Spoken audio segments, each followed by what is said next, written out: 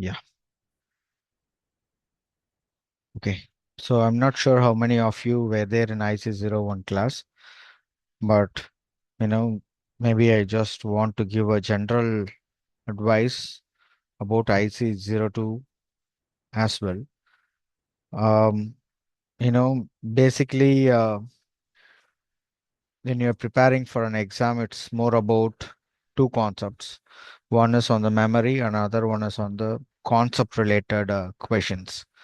So I can teach you all related to concepts and I can explain you about the things, how they are being calculated, how things work and everything. But there are some memory related questions which you need to read through the book entirely and then only you will remember.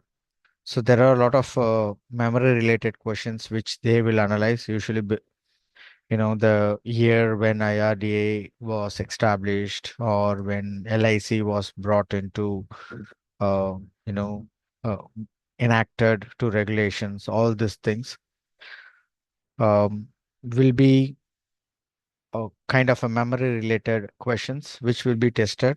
Um, 30% of the questions which basically will be a kind of memory and 70% will be around concept. So you need to understand both. Just don't depend on my training alone. Once the training is done, just go back and read the book so that you'll understand all the concepts and also memorize the things which is present. Um, Keep my notes as a reference. I will be sharing whenever I get time. I'll send it to the distribution list. And there are a lot of mock tests available. It's not just about reading alone. When you read and try some mock test, that time you will understand what is the gap you have in your reading. So sometimes when we read through 4 or 5 sentences, we grasp two or three major points, but we miss out to notice some points, thinking that it may not be necessary, it may not be a value addition. But if they are asking some questions related to that, we may get stuck. We may remember that we have read that somewhere, but we won't remember. So to know like what are the points we need to concentrate and what are the points we can just, read through and we'll just remember those kind of differentiation you will know when you study the chapter and take a mock test related to the chapter. There are also book back questions which is given for your understanding, but that is minimal. You should take at least like 10 to 20 questions at least to understand how is your reading, whether your reading is well and good to, grasp uh, or answer the questions related to the chapter. So basically it is need to test your reading skills. Okay, so last time I got dragged 5 minutes. Maybe this time I'll try to complete by 8:25. I need to jump on to another call after that. I'm sharing my screen. Hope that should be visible for everybody.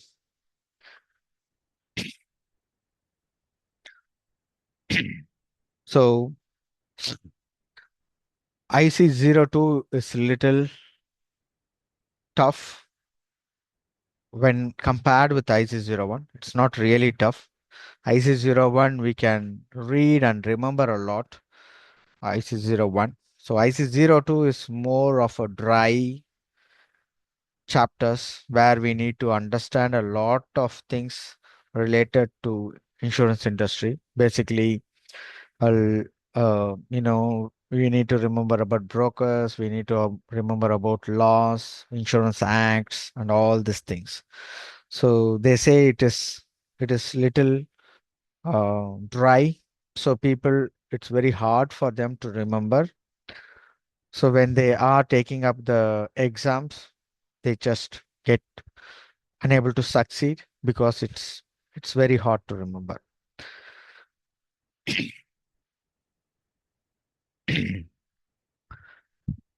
So let me walk through the chapter 1 and we are trying to cover chapter 1 and 2. Chapter 1 I will take 30 to 35 minutes, maybe 40 minutes. It's quite vast. Maybe chapter 2 is a little small. I'll complete maybe 20, 25 minutes. We'll take 5 minutes break in between. If somebody wants to grab a cup of tea or a coffee, or you want to go for a bio break, yes, you can break it. And we will continue the chapter 2 after that. This is not a lecture. So I'm not a teacher or a professor, college professor. So don't, um, sit still. Try to open up your mouth. You can talk. You can open up conversation. You can stop me anywhere, ask questions. If you don't understand anything, just tell me like you don't understand. I will take you through again and again and again. How many times I want to do it, I will do. This is, this exam I took almost 8 years back. So if there is any concepts or any questions I am unable to answer you, I'll take that opportunity as a reading for me to go back and check, refer my books, and I will come back and I will teach you in the next class. So, yes, this is open to conversation. It's kind of a discussion. And if I ask any questions also, it's not wrong. You are here to study that. So basically, you can try to answer even if it is wrong. It's okay. I don't want to talk to the computer alone sitting 1.5 hours here. Okay. So chapter 1 is basically organizational structure of life insurance company. It talks about the insurance market, how the insurance works, how the insurance has been formed, what is the first insurance company, what is the last insurance company, how many insurance company we have, all these things. More of a dry chapter, and it will have a lot of things to remember, memorize. So I will walk you through wherever there is concept related questions. I will stop, take a pause, and teach you again and again there, because that one you need to understand. Okay, so brief history of insurance business in India. So insurance began in 1818. So easy number, fancy number to remember. The first insurance company is Oriental Life Insurance Company, which is in Calcutta, but that is not for Indians. That is for Europeans. So the business is in India, but they never given insurance for India. So first Indian insurance company for Indians, they developed in 1970. That is in Mumbai, Bombay Mutual Life Insurance Society. That is the first Indian insurance company for Indians. So the oldest existing insurance company in India, existing means Bombay Mutual Life Insurance Company is the first, but that is not existing because they have closed it. So the existing insurance company in India is, um, you know, it's National Insurance Company, which is still, there. They started in 1906 in Kolkata. Okay, so this is about insurance companies, and there are acts. So Indian Life Assurance Company Act. This is first developed in 1912, and there is Provident Insurance Society Act in 1912. So these are the first rules and regulations. So there are insurance company, but we need to set some rules and regulation for the company. So they started these two different acts, but it was too confusing for them itself. So they started, you know, consolidating it and brought a new one single regulation that is called Insurance Act in 1938. So the Life Insurance Corporation Act, which was done in 1956, that Life Insurance Corporation Act formed as a company called LIC. So LIC was formed in 1956. So LIC absorbed around 245 insurers. So there is difference between insurance or insured, which ends with ED. ED is insured is the policy holders or the person who is taking insurance. Insurer or ER. So ends with ER. That is the insurance company. So the entire, till you complete your FIII, you need to understand this difference, insured versus insurer. Okay. So we have postal life insurance. Postal life insurance is Initially they started to sell life insurance, give life insurance to the people working in uh, postal corporation. So that postal corporation, they initially started the life insurance, and they have now started giving to everybody.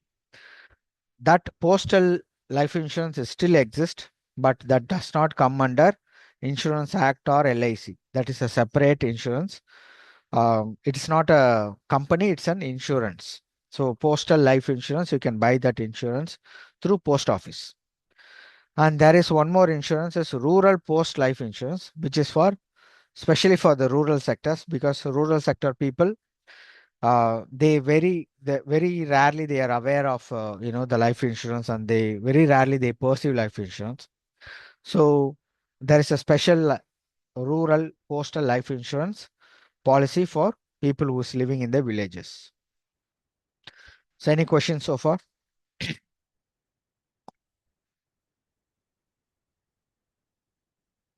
Okay. No, sir. So liberations of Indian insurance sectors. Um, so liberations basically, you know, it tell about how liberation is, terminology is different. So when everything is under government control, we have little freedom. When it comes to private sector, okay, we have a lot of competition, in policy. Different private companies give low cost insurance policies. They develop low cost insurance policies. So the policy holders will get benefit from buying um, good life insurance with minimum premium. So this is the benefits of liberation. Liberation is taking the control from government and releasing it to the private. So initially everything was under control of government. So after that, slowly they have released it to private sector. Initially, only LIC was there. After that, we have started giving to HDFC Life. We have Access Max.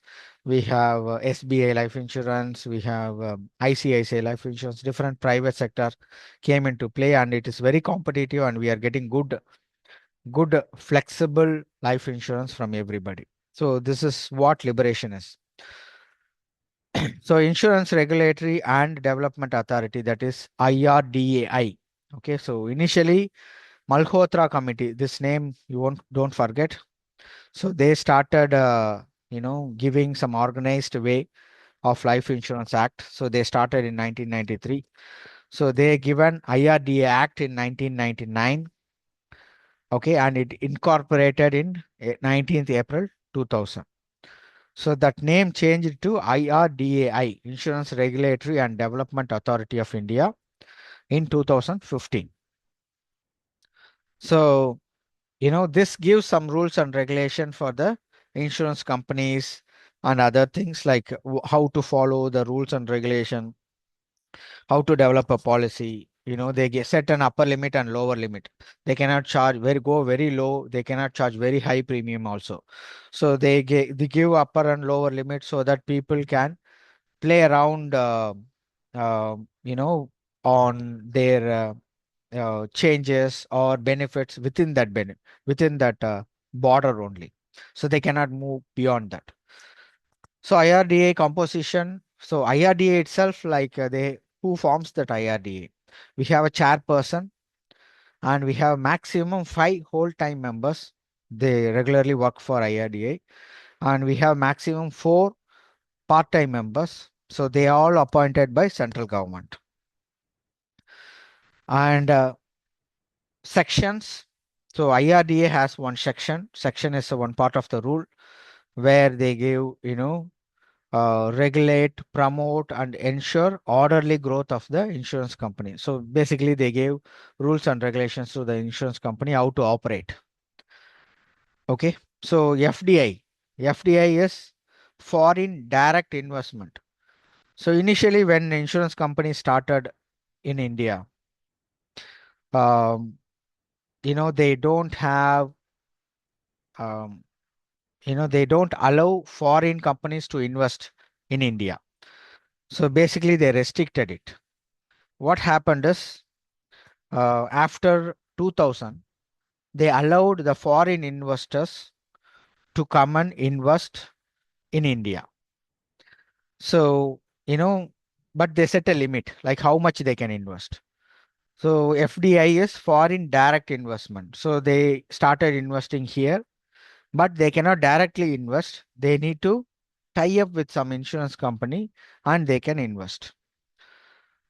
So they allowed to 26% in 2000. After that, they increased to 49%. And now it is 74% direct investment they are allowing. Okay, you should have seen some, policies, collaboration policies like Axis Max Insurance. So Axis is an Indian company, Max is foreign company. So they both collaborate together and they invest. Like that, there are a lot of examples. Religer, Aegon Religer, those kind of insurance companies they started and they tie up with multiple Indian insurance companies to invest, and then they will, that investment is basically controlled by government. So they will ask question in this one, what is the current FDI investment rate allowed? It is 74 percentage. Okay, as of March 2023, life insurance companies operating in India, including LIC, there are total 25 life insurance companies. And LIC government is holding up to 96.5 percentage of his shares with the government. Okay, so IPO is something, the share market. So initially LIC was totally uh, with the government only. So they are not opened for any kind of, uh, shares or stocks to buy, to be bought by the normal person, for a layman. What happened is, after 2022, May 2022, um, they, listed in the stock exchange. So LIC told, yes, we are selling our stock and anybody can buy. So this one they released in May 2022. The government is holding 96.5 percentage of the share. The rest 3.5 of percentage of the share has been in the stock market exchange. Even you can go and buy the LIC shares. So exam tips will be there. Maybe when I'm sharing this document, you can read through that. It is for better understanding on some important points that you need to remember on the paragraph. Class போயிட்டு இருக்கு. Sorry. Maybe Haripriya can mute.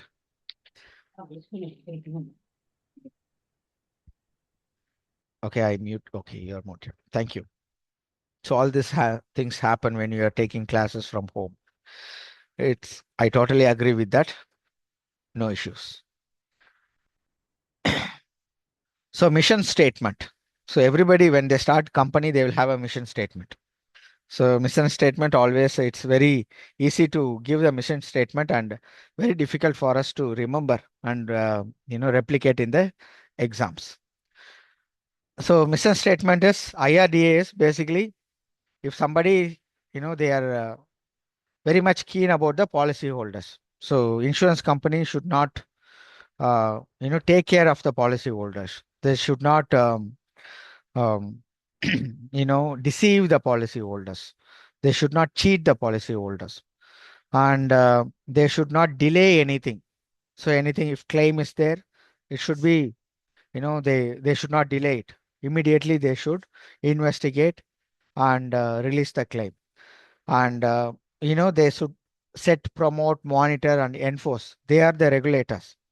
They give regulation who has to be appointed as a broker, what is the rules and regulation for the broker, when I can terminate a broker, when I can terminate a license for license from an insurance company.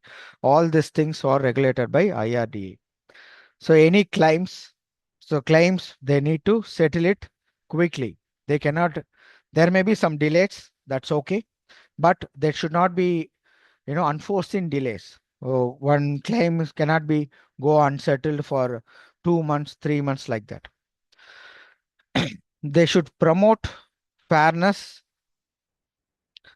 transparency, and orderly conduct. Like if a claim is rejected, they should give genuine response.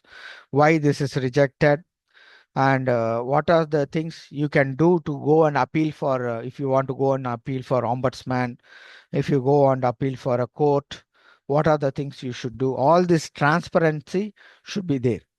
So all these mission statements are given by IRDA. So activities, organizational structure of the life insurance company. So every insurance company has a structure.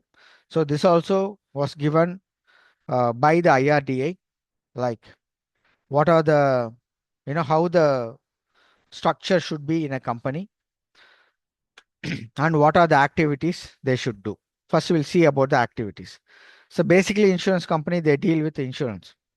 So when they are dealing with insurance, they receive application. So that is their first duty. After receiving the application, they should do underwriting. That is their second duty.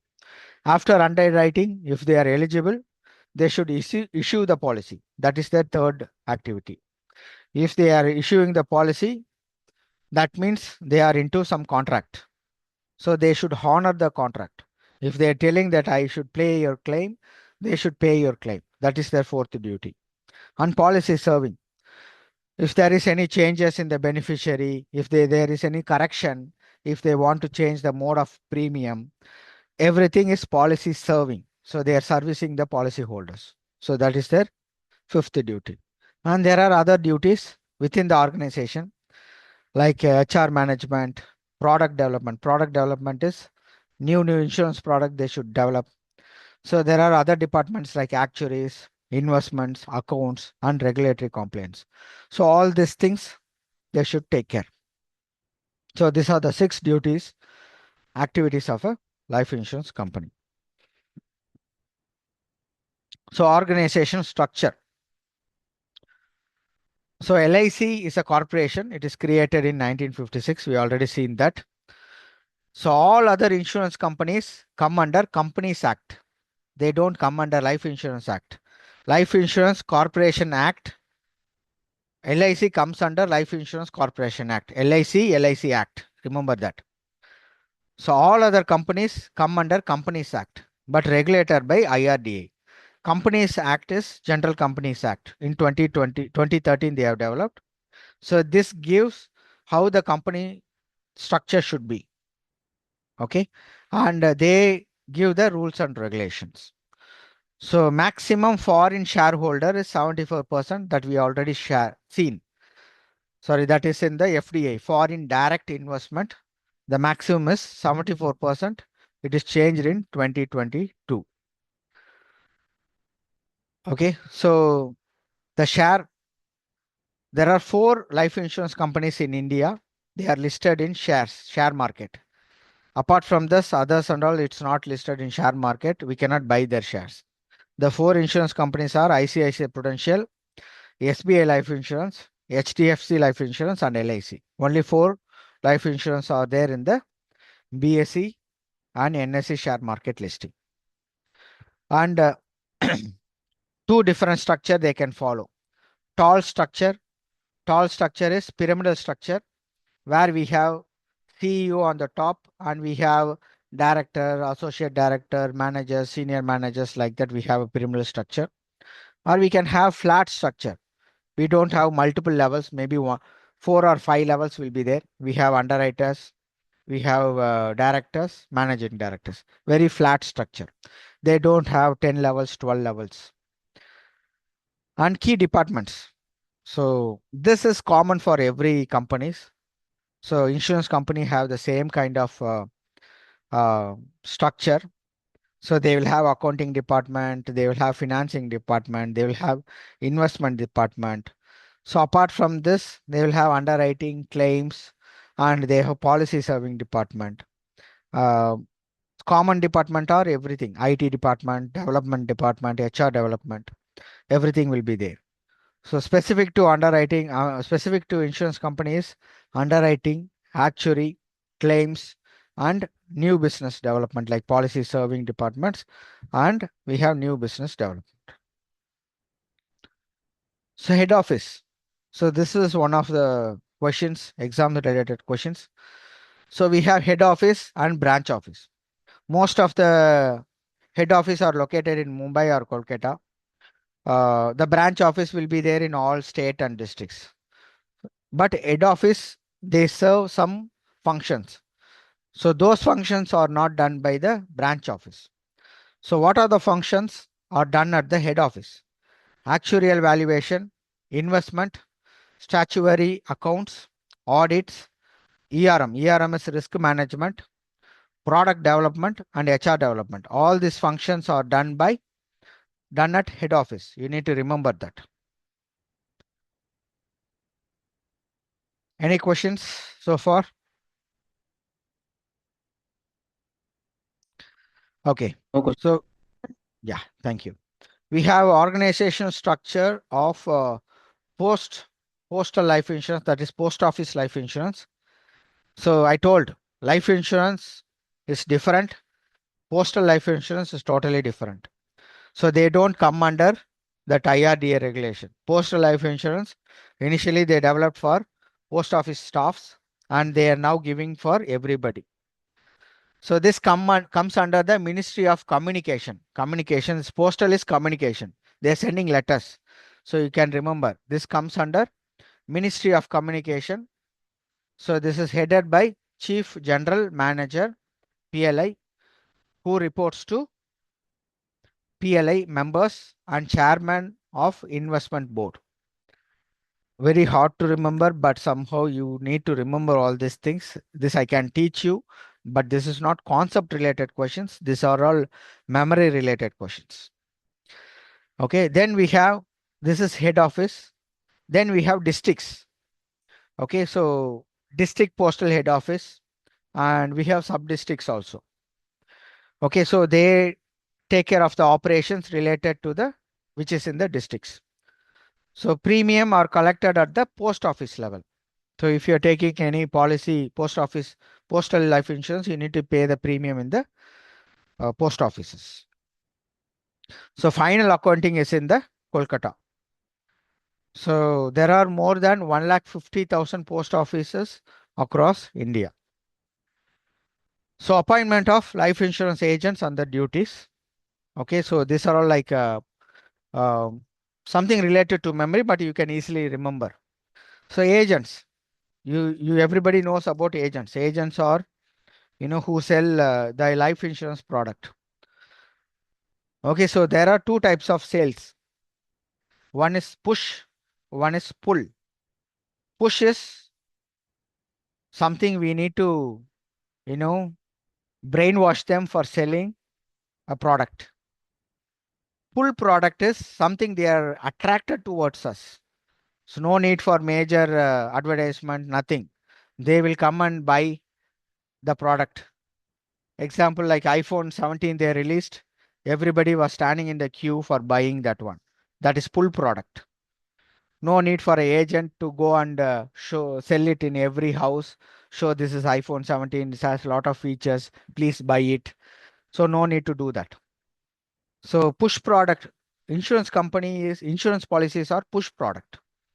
We need to go and convince the buyers. They need to know, they don't know like why they need life insurance. So we need to tell them why you need a life insurance: to protect your life, to protect your family from financial crisis. So we need to teach them. So for that, we need agent. So agent can go and they can go to every connections they have. They can try to sell their products. So agents are intermediary between the life insurance and the buyers. So they sell the insurance. So who can be an agent? Not everybody can be an agent. So there are some rules and regulations. That rules and regulations are formed by IRDAI. Okay, so appointment of insurance agents. So you need to know about composite agents. There are a lot of types of agents I will teach at the bottom. So you need to know about composite agent.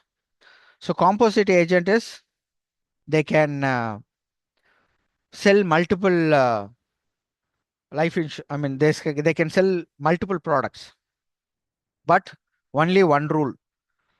In one category, they can sell only one insurance product. That means, for example, the composite agent can work for one life insurance, can work for one general insurance, and one health insurance, and one monoline insurance. Monoline insurance is some insurance company, they will do only one kind of insurance. Life insurance means only life insurance. They won't go into health insurance. They won't go into any other kind of insurance. That is called monoline insurance. Most of the insurance company will do multiple lines. For example, HDFC will have HDFC life insurance, HDFC Ergo, that is general insurance, like that multiple insurance they will have. So composite agent is person who can do, they can sell life insurance, general insurance, health insurance, mono insurance, but in each category they can sell one insurance product from one company only, not from all company. For life insurance means they can work for HDFC Life alone. They cannot do HDFC Life and ICICI also. So that is called composite agent. Any question in composite agent? No, sir. Okay. So eligibility criteria, eligibility age is there. So minor, they should not be a minor. The minimum age is decided by, see, every life insurance company, they have their own set. Although IRDA gives some rules and regulation, but the insurance company also can set their rules and regulation within the limits of IRDA. So education is minimum 10 standard pass, and training on the minimum 25 hours training they should go, pre-recruitment training, before being appointed as a agent. So skill division, NSDW is an skill development organization. It's a non-profit skill development organization. Okay. So NSDC, so they give training in a phased manner for them. So performance, each insurance company will have their own performance metric. Say like this agent should sell like 100 policy in a month, 1,000 policy in a month. So they have their own targets and they have their own termination criteria. If you are not meeting that performance, they can terminate an agent anytime. So need for an agent. Why we need for an agent? We already discussed. This is a push policy. We need to go and convince the policy beneficiary. I mean policy buyers. So agents play a vital information here.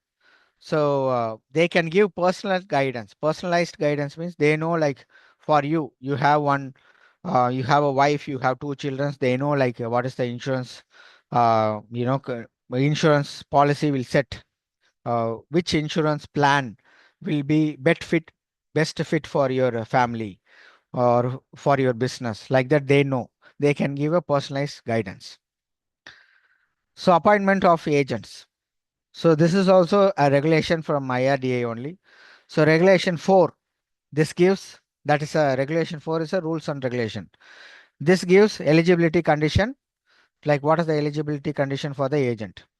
So form 1A, that should be submitted to designation official with PAN, age proof, education proof, address proof, and exams pass certificate so that they can get appointed. So functions of the agent. So do's and don'ts, basic. Okay. So very easy to remember. Um, do's and don'ts. What are the things they can do, agent? So when they are approaching a person who is going to buy insurance, the buyer, so they should introduce themselves and for which company they are representing. and they can show their ID card and disclose the appointment letter if needed. Okay. And they can give good amount of information about the insurance product. And they can also tell about the commission, what they are going to get if they are selling the product. And they should give full disclosure of the information about the policy buyer. So policy buyer, if smoker means, they should tell he is actually a smoker. In the application form, they should fill smoker. They should not hide any information. And they should give detailed about the nomination. So who can be a nomination, who can be the nominee, where is the nomination form, how it has to be filled. And there is agent's confidentiality report. This is given by the agent to the underwriter, to the insurance company. So this information gives some hidden information about the policy holder. If they are hiding something because the person may be alcoholic, they are hiding some alcohol thing, a patient may be unemployed, so he may be hiding that information from the proposed form. So all this confidential report, and confidential info report can be good also. They can say this person is very good, you can trust this person, like that. So everything depends on the agents. So the agents should be truthful to the insurance company, basically. So obtain relevant documents, income proof, medical reports if they want. In all the medical report, they need to collect that from the policy holder, and then they need to give it to the insurance company. And if there is any type of claim, that time they can give, they support the claimant, who are the beneficiaries there. They can fill the claim form and they can submit that claim to the insurance company. So these are the basic do's and easy to remember. Nothing out of the box thing that there is nothing out of the box to remember a person cannot do. Okay, don'ts. Don'ts is very easy. Whatever we have seen in don'ts, don't do opposite. Okay, so don't disclose any information. Don't give any false information. So tell the truth in the proposal, insurance proposal. Don't introduce any wrong information. Okay. And termination of policy. Don't, okay. I need to go a little bit in detail. So the first year commission, okay, when they take the policy, if the first year commission is higher, the second year commission is lower, usually for the agent. For example, first year premium is 1,000 rupees means the first year commission will be 500 rupees. So the insurance company will pay 500 rupees from the premium to the agent. Second year, they will pay only 50 rupees. And as an example, only 50 rupees out of 1,000 to the agent. So this is basically because first year premium will be very higher. I mean, first year commission will be very higher. Second year premium, third year premium and all will be less. So some agents, to get more commission, what they will do is they will ask the person to take insurance, and the person will take insurance and they will get the commission 500 rupees.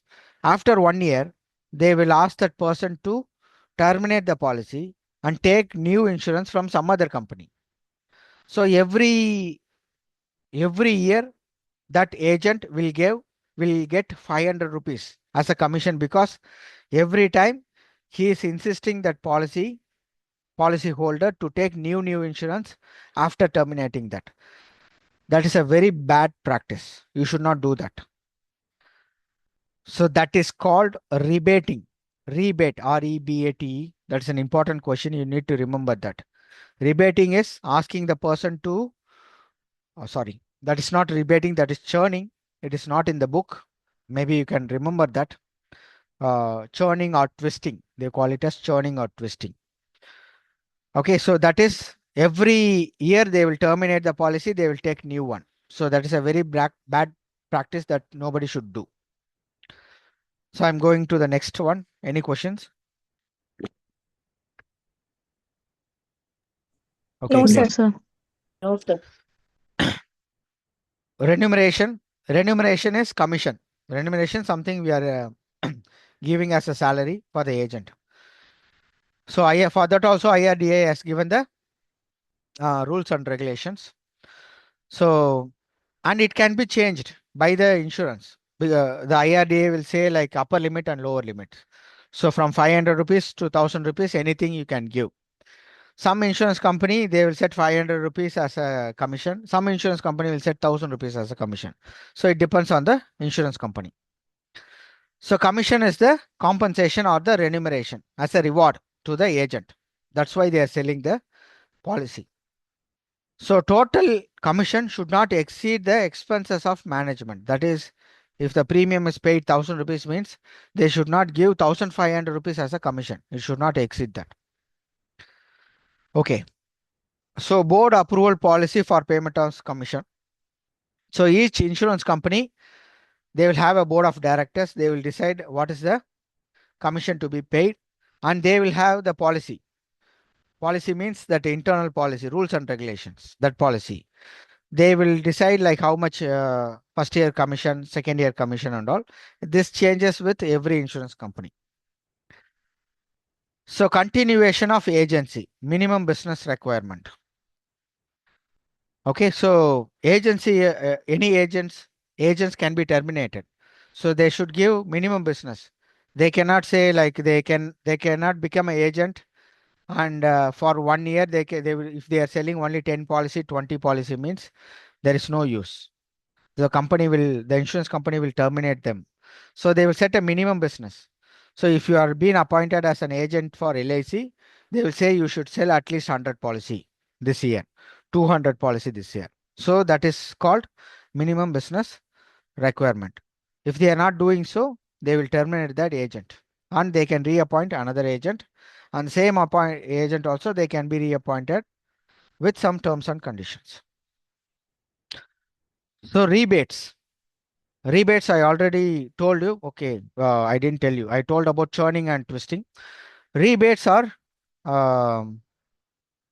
some kind of um, some kind of uh, bribe they are giving for buying the insurance for the policy holders. They should not do that.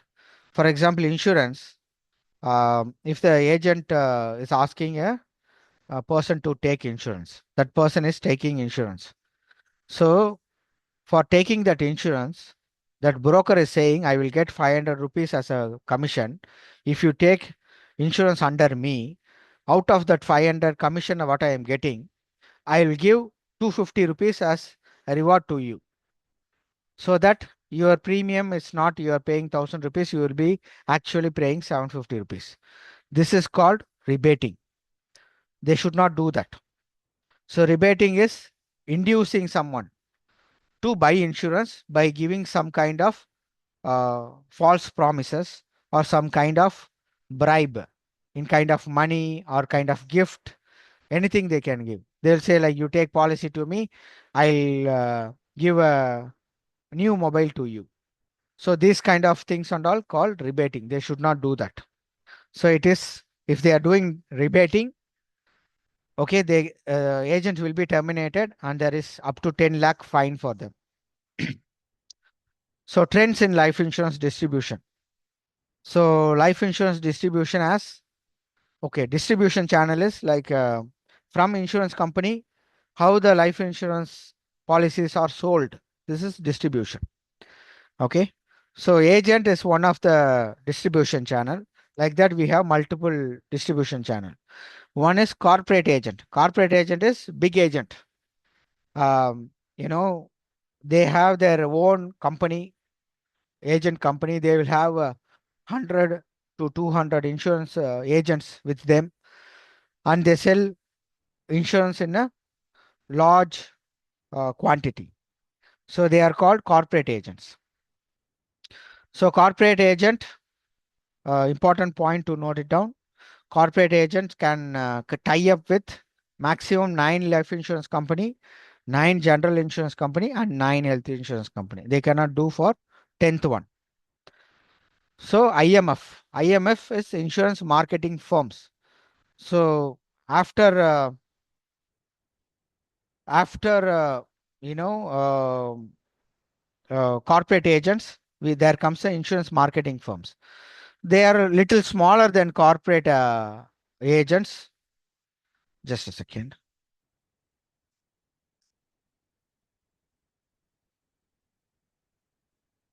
Okay, sorry. IMF is little smaller than corporate agents, so they can work with 6 life insurance company, 6 general insurance company, and 6 health insurance company.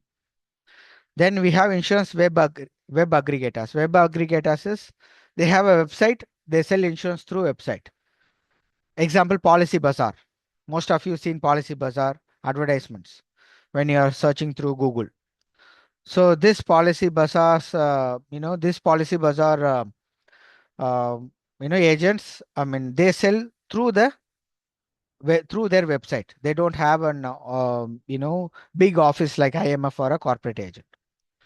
So insurance brokers are individual person. So I can become a broker. I can become a agent.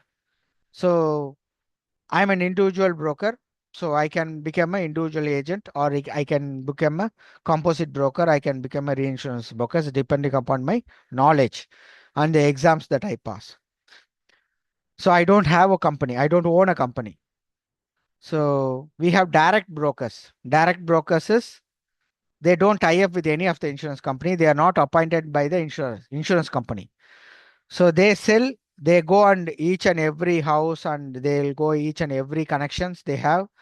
They try to check whether they need a policy, and they will try to find a good policy for them from any of the insurance company, and they will sell it. So they are called direct brokers. They are not tied up with any of the insurance companies. And we have composite brokers. This we already seen. So composite brokers, they are tied up with insurance and the reinsurance. So they can tie up with any one life insurance, one health insurance, one general insurance. We have reinsurance brokers. Reinsurance is insurer or insurance company is a basic thing. Some insurance company will be reinsured. So they are called reinsurer. So insurance for the insurers. So they are called reinsurance that you will study. There's a separate book for reinsurance. If you are taking AAA or FAAA, there's a big vast chapter. So reinsurer means insurance company can insure themselves to an insurance company. So they are called reinsurance. So composite brokers can be a reinsurer broker also. So between two insurance company. So one insurance company insuring the other insurance company. They are called reinsurance. So broker's contribution is approximately 1.1% of total new business premium. So there are other distribution channels. We have rural is village authorized person. We have micro insurance agent. Okay, so they sell some suburban or rural, parts of the India. So they will be within that suburban or rural. They won't be coming under urban. So point of salesperson. So directly you can go and buy from a insurance agent or direct sales. HDFC, they can sell directly to the uh, policy holders, maybe the person who want to buy. You can directly go and apply in the HDFC website like that. That is called direct sales. So it's a vast subject. You have any questions? We are done with chapter 1.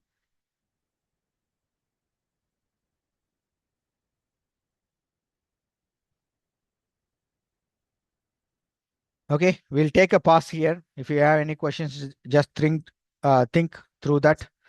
We'll take 5 minutes break. 19:59, I will run through the chapter 2. Okay, so chapter 2 will be premiums and bonuses. Maybe if don't disconnect. Maybe if you want to go for any break, like you can mute, or you can hide your camera and go and come back. Thank you. Thank you, Koti.